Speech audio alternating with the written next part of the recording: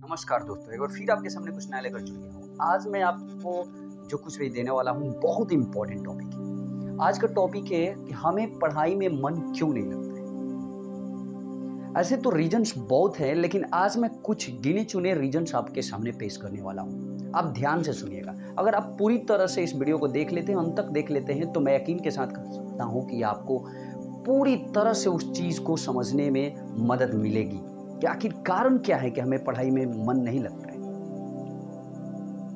दोस्त, पहली बात तो यह है कि हम में से अक्सर लोग उस बेसिक लेवल से किसी चीज़ को पढ़ने की कोशिश ही नहीं करते। अचानक हम कॉलेज में जाते हैं तो उस नाम से परिचित होते हैं। समस्या सबसे बड़ी यही है। अगर आपको किसी चीज़ को समझने में दिक्कत है तो यकीन के साथ कह सकता हूं कि आप आराम से उस चीज़ को नहीं पढ़ेंगे और नहीं समझ पाएंगे। आपको दिक्कत होगी। तो मेरा ये रिक्वेस्ट है कि अगर आप किसी चीज़ को पढ़ना चाहते हैं तो आप याद रखिएगा कि आप जो कुछ भी पढ़ते हैं मात्र आप 16% याद रख पाते हैं और बाकी 84% भूल जाते हैं। इससे आपको एक बहुत बड़ी मदद मिलेगी।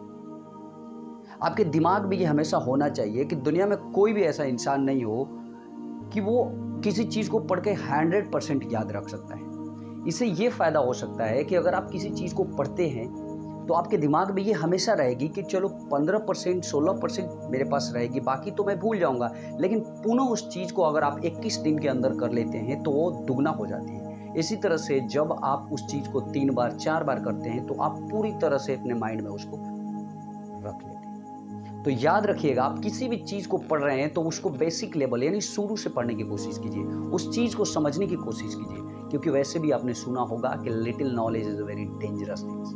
नीम हकीम खतरे जान, ये कहावत बहुत अच्छी है।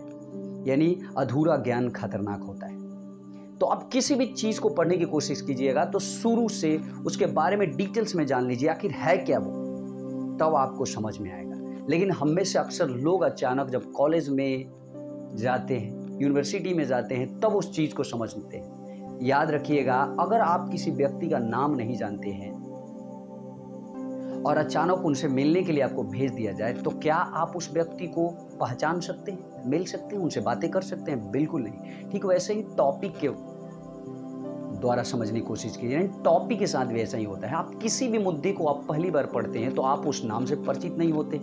अचानक आप पहली बार उसको डिटेल्स में पढ़ेंगे तो आपको दिक्कत होगी। इसलिए पहली बार उस नाम से परिचित हो जाइए, फिर बाद में कभी उसके बारे में थोड़ा बहुत पढ़ लीजिए।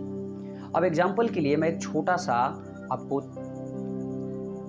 किस्सा सुनाता हूँ। मान लीजिए एक बालक था और उसे ना गांधी जी के बारे में बचपन से यानी कि 5 साल की उम्र में गांधी जी के बारे में पढ़ाने लगे। पहली बात तो यह है कि आप पिक्चर के माध्यम से उन्हें गांधी जी को या हो सकता है कि उनके नाम से परिचित कराइए उस बालक को। उसके बाद फिर अगर वो बच्चा बड़ा थोड़ा सा होता है तब उसे गांधी जी के बारे में अगर आप पढ़ने के लिए देते हैं तो आराम से समझ जाएगा।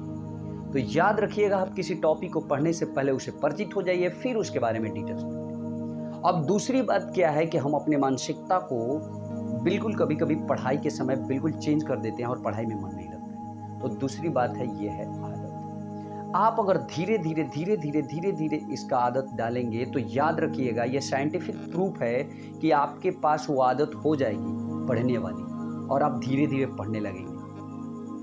अगर आपके पास ये पढ़ने की आदत हो गई दोस्त, तो याद रखिएगा आपका जीवन बदल जाएगा।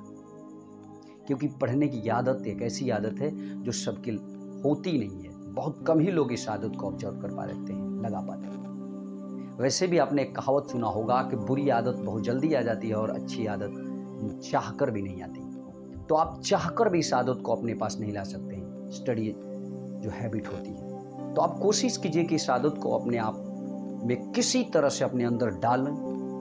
बार बार प्रैक्टिस कीजिए, रोज थोड़ा थोड़ा करके पढ़िए, कुछ भी पढ़िए। और सबसे इंपॉर्टेंट बात यह है कि साधारण से साधारण चीजों को पढ़िए। तीसरी और most important and this is the last और लास्ट मैटर क्या है, मुद्दा क्या है, रीजन क्या है, तो याद रखिएगा, अंतिम रीजन यह है कि हम अपने आप को किसी और से कंपेयर करने लगते हैं। अगर आप किसी से अपने आप को कंपेयर करते हैं तो हो सकता है कि उसमें जो डिमेरिट है आप उसके अंदर के डिमेरिट को नहीं जानते हैं और आप अपने आप को उससे कंपेयर करके अपने आप को बर्बाद कर लेते हैं। याद रखिएगा, आप विशिष्ट हैं, आप एक्सीलेंट हैं, आप डिफरेंट हैं, आप कुछ भी कर सकते हैं। अपने आप को किसी से कंपेयर मत कीजिए। तो बस आज के लिए इतना ही। एक बार फिर आपके सामने कुछ नया लेकर जरूर आऊँगा।